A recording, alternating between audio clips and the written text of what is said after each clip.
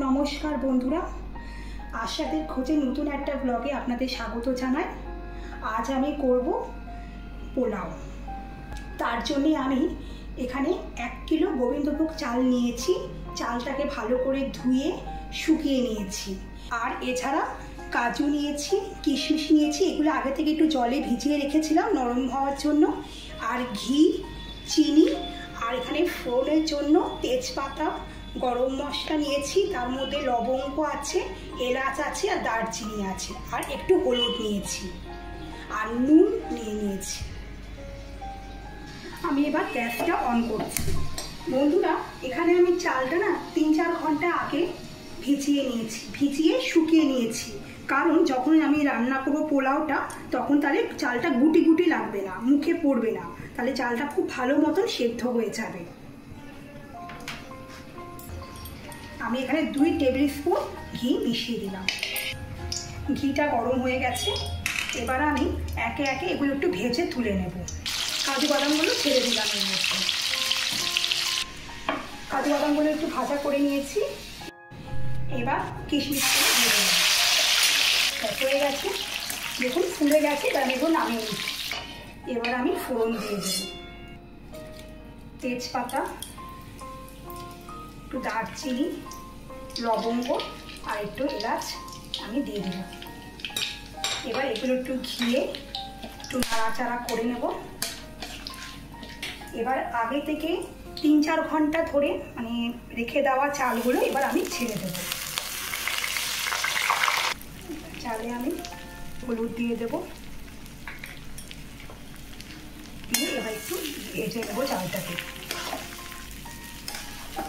জানেন তো বন্ধুরা, আমি বিয়ের আগে রান্না কিছুই জানতাম না, প্রায় জানতাম না বললেই চলে। আমি বিয়ের পর এখানে এসে আমার শাশুড়ি মার কাছ থেকে এই রান্নাগুলো শিখেছি। পুরোপুরি তো শাশুড়ি মার মতো আমি করতে পারবো না, যদি কোনো ভুল ত্রুটি হয়ে থাকে আমাকে ক্ষমা করে দেবেন। তবে যতটা চেষ্টা করেছি মাকে অনুসরণ করারই চেষ্টা করেছি, আর সেইভাবেই রান্নাটা করছি।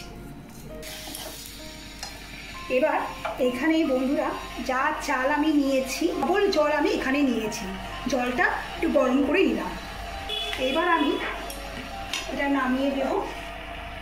নামিয়ে এই কন্টেনারের মধ্যে আমি পোলাওটা রান্না করব। জলটা একটু গরম হয়ে গেছে। এবার আমি জলটা এখানে, গ্যাসটা বন্ধ করে জলটা এখানে ঢেলে দিচ্ছি। এবার এই কড়াইতে আগে থেকে ভেজে রাখা হলুদ মাখানো চালটা আমি এখানে আস্তে করে ঢেলে দিচ্ছি। চালটা জলের মধ্যে নাড়িয়ে নিচ্ছি। এবার এখানে আমি স্বাদ মতো নুন দিয়ে দিচ্ছি।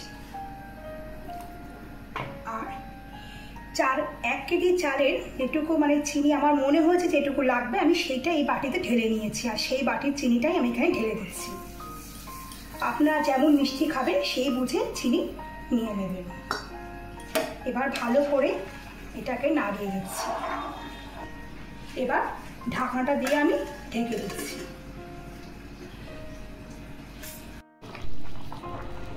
এবার আমি চালটা একটু ভালো করে নেড়ে নিচ্ছি।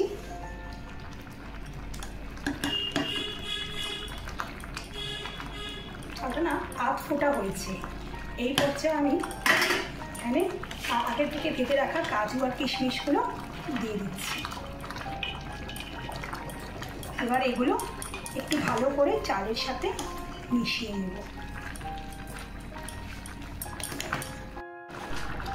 এবার ঢাকনাটা দিয়ে আবার ঢেকে দিলাম। এবার আমি ঢাকনাটা একটু তুলে নেব।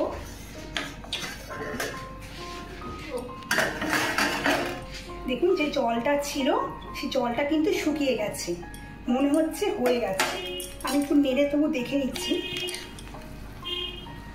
হ্যাঁ, এবার এই অবস্থায় আমি গ্যাসটা বন্ধ করে দিচ্ছি। আর দিয়ে ঢাকাটা দিয়ে মিনিট 10 জন্য রেখে দেব। মিনিট 10 পরে আমি ঢাকনাটা সরিয়ে নিচ্ছি। সরিয়ে নিয়ে এই অবস্থায় আমি পোলাওটার উপরে একটু ঘি ছড়িয়ে দিচ্ছি। ঘি দিয়েছি, এবার ঢাকনাটা দিয়ে ঢেকে দেবো মিনিট 10-এর জন্য। আমার ভিডিওটা যদি ভালো লেগে থাকে তাহলে একটা লাইক, শেয়ার এবং নতুন বন্ধুরা সাবস্ক্রাইব করে দেবেন এবং আপনাদের মূল্যবান মতামত কমেন্টসে জানাবেন। ধন্যবাদ।